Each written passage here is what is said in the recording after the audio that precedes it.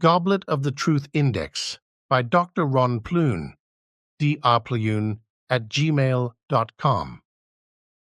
Child. Custody in divorce.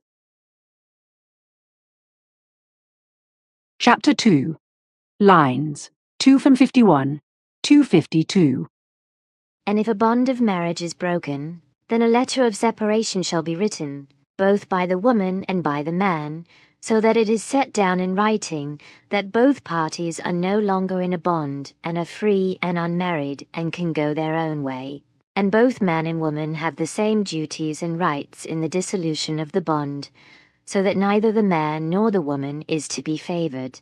And goods and chattels as well as possessions and wealth acquired jointly by the man and woman before, and, during the bond of marriage, shall be allocated half to the man and half to the woman in honesty and equitableness or fairness. If there is a dispute between the man and woman about the allocation when the bond is cancelled, and if they cannot jointly find the way to this, then jurisdiction or the authority shall decide based on precise documentary evidence, and also clarify the situation in terms of goods and chattels, possessions and wealth, in order to reach a wise decision on this and to do rightfully, so that each party receives the share according to his or her earnings or what they contributed as a dowry.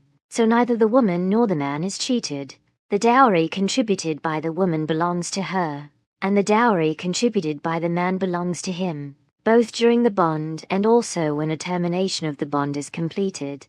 Therefore it shall also be the case that after a termination of the bond of marriage, the woman and the man go their own ways, and also that the woman is not responsible for paying for the maintenance of the man, nor the man for the maintenance of the woman, because after separation from bed and board, each party is responsible for providing for their own living and their own maintenance, so that equality and equitableness or fairness may prevail. And if a bond of marriage is broken, then neither the woman nor the man shall be preferred in law if jurisdiction or the authority must decide on the break-up of the bond. Rather, both parties shall be subject to the same duty and the same right. It is given, if the bond breaks up, that the children shall not be allocated either to the woman or the man alone for their upbringing and their welfare.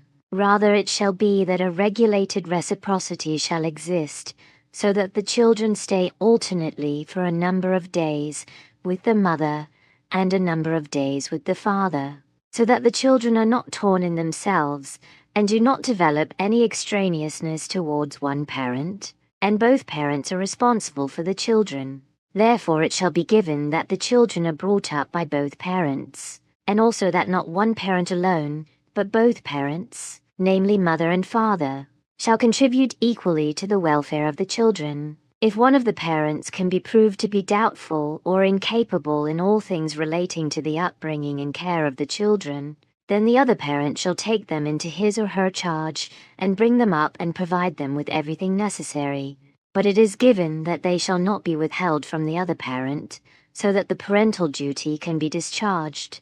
And in case of any malicious violation of this, then the fallible parent shall be rebuked by the authority or jurisdiction and subjected to a stern punishment. If both parents can be proved to be incapable of bringing up their children and supplying them with everything that they require, then a decision shall be reached that they shall live in a suitable place, similar to where orphans live, so that they can receive a good upbringing, love and support. Children are not the property of their parents because they are in their nature free people of your kind, or human beings with their own thoughts and feelings, as well as with the right to decide of their own free will.